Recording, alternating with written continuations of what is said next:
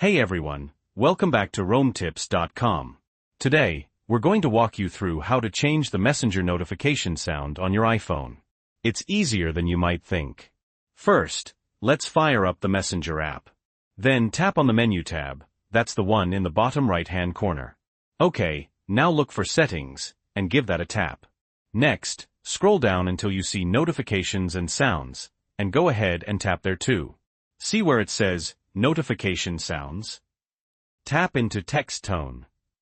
Now you'll see a whole bunch of notification sound options. Go ahead and choose the one you like. For this example, I'm going to select the blip sound. You should hear a little preview when you select one. Once you've picked your perfect notification sound, you can just go back and use Messenger like normal. And that's it. Super easy, right? Now keep in mind, this is based on my own experience. If you found this video helpful, please give it a thumbs up. And if you have any questions or comments, drop them below. All relevant links, if any, will be in the description. Don't forget to subscribe for more tips and tricks. Thanks for watching.